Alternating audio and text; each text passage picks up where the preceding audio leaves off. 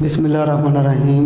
Dear student, chapter 7 basic fundamental principle of organic chemistry, उसका lecture number 3 sources of organic compound. कहाँ कहाँ से हम ऑर्गेनिक कंपाउंड को हासिल कर सकते हैं। तो उसमें जो पहला सोर्स है जिसके मुताबिक वाइटल फोर्स थ्योरी के मुताबिक naturally occurring source plants and animals, coal, natural gas, petroleum and lab. तो 5 सोर्सेज हैं जैसे इनको हम हासिल कर सकते हैं ऑर्गेनिक कंपाउंड को। Coal, natural gas and petroleum are called fossil fuel. इनको हम फॉसल फ्यूल भी कहते हैं क्योंकि ये remain of dead of organic matter से इनका फॉर्मेशन हुआ है। तो इस लेक्चर 3 में जो है वो हम 3 डिस्कशन करेंगे सोर्सेज में, plants, animals, coal and natural gas. Petroleum lecture 4 में जो है ना वो हम डिस्कस करेंगे। प्लांट्स एंड एनिमल अगर हम देखें तो इससे हम जो फैट्स हासिल करते हैं, कार्बोहाइड्रेट्स हैं, कार्बोहाइड्रेट्स, विटामिन्स, प्रोटीन्स, हनी, और उसके बाद जो है वो ETC यानी और भी कंपाउंड जो है वो हम हासिल कर सकते हैं। डाइज हैं, ड्रग्स हैं, dyes, drugs, these are all the organic compound जो हम प्लांट्स और एनिमल से हासिल करते हैं। नेक्स्ट अगर हम बात करें तो दूसरा सोर्स है that is the important source of organic compound and this is the fossil fuel, coal. Coal ज़मीन के अंदर ब्लैक डिपॉजिट्स हैं due to high percentage of carbon. तो एक इम्पॉर्टेंट सोर्स है फ्यूल का। तो अगर हम इसकी फॉर्मेशन देखें, थ्योरी फॉर्मेशन, तो वेजिटेबल जो organisms mean plants and animal जो हैं वो ज़मीन में 500 मिलियन ईयर्स अगो वो ज़मीन में बरियड हो गए। About 500 million years ago. तो वो प्लांट्स और ट्रीज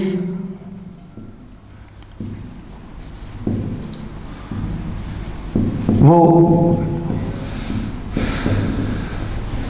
हाई बैक्टीरियल एक्शन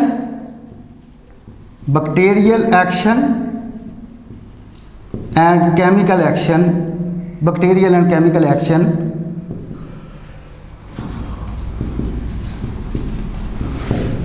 वो कोल में कन्वर्ट हो गए। तो ये फॉर्मेशन थी इसकी कि बैक्टीरियल और केमिकल एक्शन से वो कोल की एक इन्फीरियर टाइप बना जिसको हम पीट कहते हैं क्योंकि इसमें बहुत ही कम मिकदार में जो कार्बन की परसेंटेज और मॉइस्चर ज़्यादा होती है।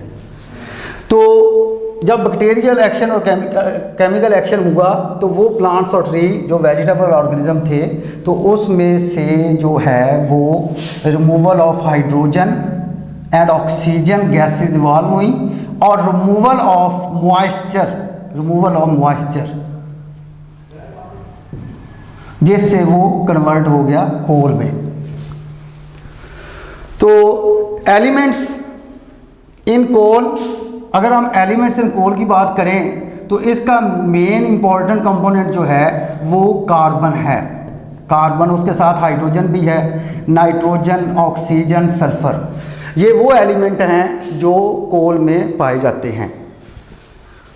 टाइप्स ऑफ कोल, तो टाइप्स ऑफ कोल या फॉर्मेशन ऑफ कोल में अगर हम कहें, जिसमें मैंने फॉर्मेशन में भी जो इसके थ्योरी फॉर्मेशन में भी समझाया कि जब वुड ज़मीन में बरियड हुई तो उस पे बैक्टीरियल एंड केमिकल रिएक्शन हुए या एक्शन हुआ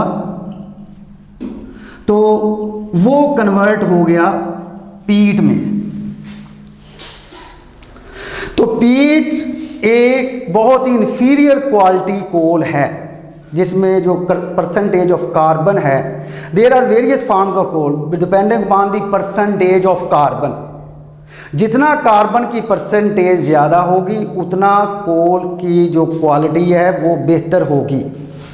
तो उसके बाद पीट जो है वो फिर उस पर हाई प्रेशर और हाई टेम्परेचर जब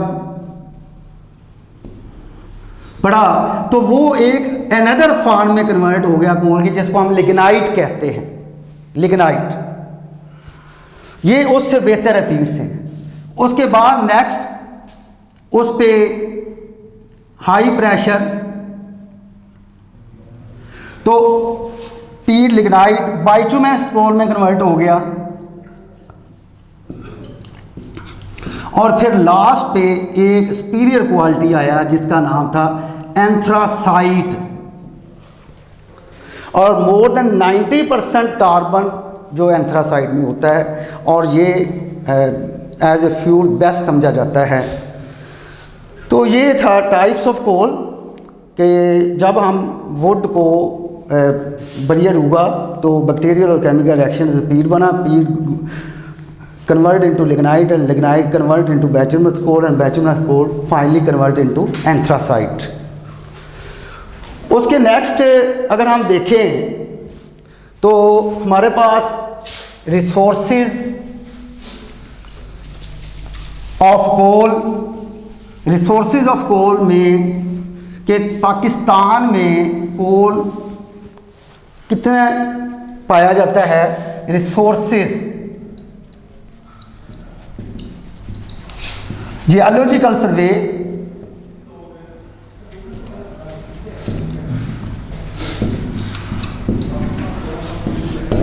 से पता चला कि 184 मिलियन टन्स कोल के डिपॉजिट्स हैं।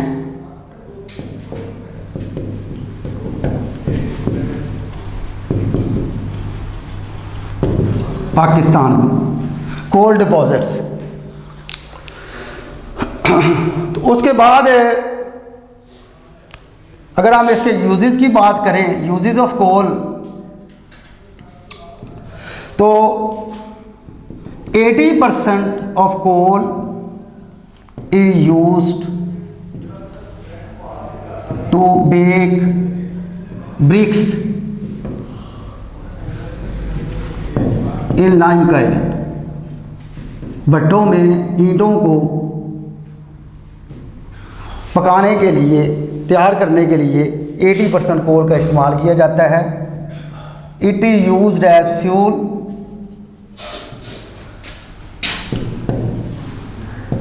For domestic purposes.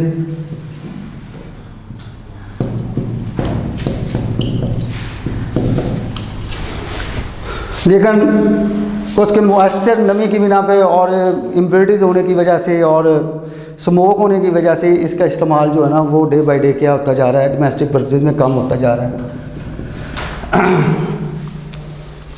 Sindh coal authority, Balochistan, NWFP, mineral development of Punjab ये कोशिश कर रही है कि कोल को पावर जनरेशन के लिए इस्तेमाल किया जाए, यूज्ड एज पावर जनरेशन।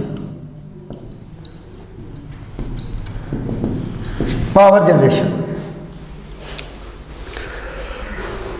तो ये थे कोल के। कोल को बेक ब्रिक्स के लिए, डोमेस्टिक पर्पसेस के लिए, पावर जनरेशन के लिए इसका इस्तेमाल किया जाता है। Next, carbonization of coal. Carbonization of coal and carbonization is also called destructive distillation of coal. इसको हम कार्बोनाइजेशन या डिस्ट्रक्टिव डिस्टिलेशन ऑफ कोल कहते हैं। ये एक शॉर्ट क्वेश्चन है। When coal is heated,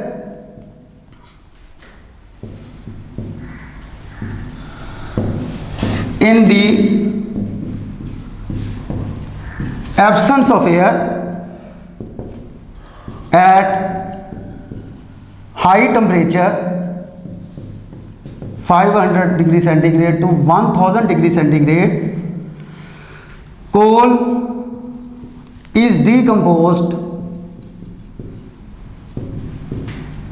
into coke, coal gas and coal tar. यानी जब कोल को हम हीट करेंगे एट हाई टेम्परेचर तो वो अपने कंपोनेंट में टूट जाएगा, उसके 3 कंपाउंड बनेंगे जिसको हम कोल गैस, कोक और कोल तार कहते हैं। कोल तार एक सिंगल चीज़ नहीं है, कोल तार contain about more than 200 different aromatic compounds, benzene के रिलेटेड कंपाउंड, तो जिनको हम फ्रैक्शनल डिस्टिलेशन के ज़रिए हम अलहदा कर सकते हैं। और कंपोजिशन ऑफ कोल तार, यानी अगर कोल तार को हम देखें और फ्रैक्शनल डिस्टिलेशन करें तो इससे हम 4 फ्रैक्शन को हासिल कर सकते हैं due to difference in their boiling range. Number 1 light oil, middle oil,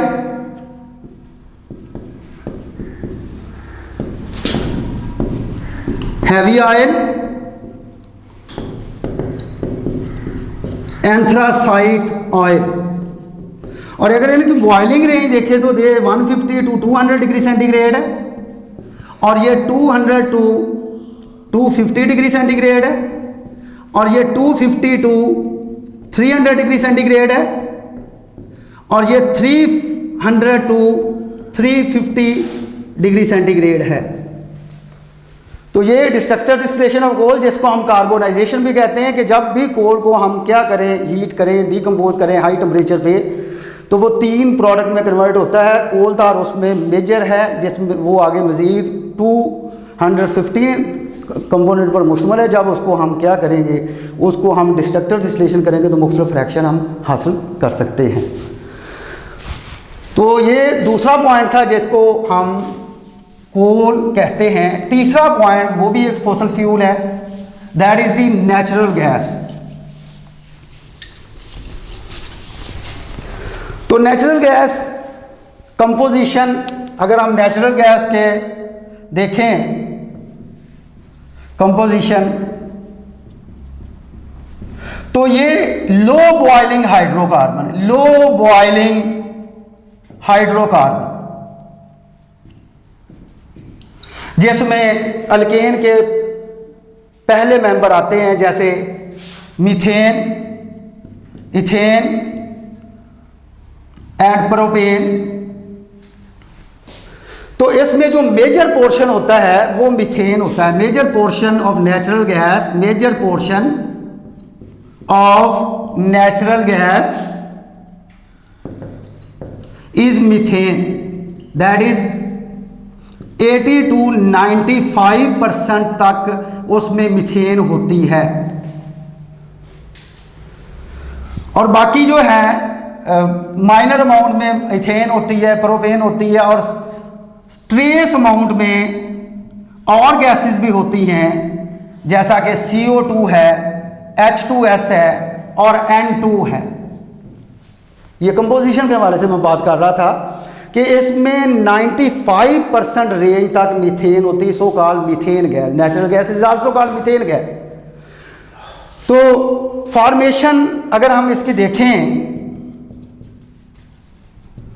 तो ये main of sea animal plants जब ज़मीन में दफन हुए, high temperature pressure bacterial action हुआ तो वो गैसियस कंपोनेंट में कन्वर्ट हो गए और पोरस रॉक्स से निकले।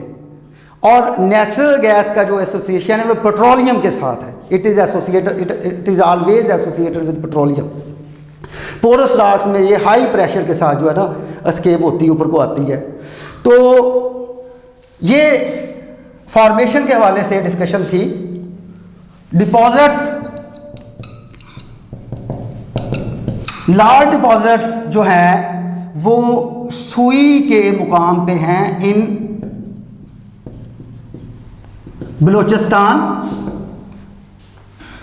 और सिंध में भी हैं, पंजाब में भी इसके डिपॉजिट्स हैं नेक्स्ट जो है वो हमारे पास यूजेज है, यूजेज ऑफ नेचुरल गैस। बहुत इम्पोर्टेंट सोर्स समझा जाता है ये नेचुरल गैस का, क्योंकि इससे स्मोक भी नहीं होता, पोल्यूशन भी नहीं होती, और ये एक चीप फ्यूल है। इसका सी लेवल पे इस्तेमाल किया जाता है, जैसा कि it is used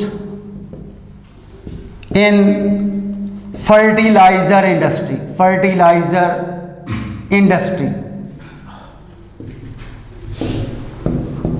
it is used in cement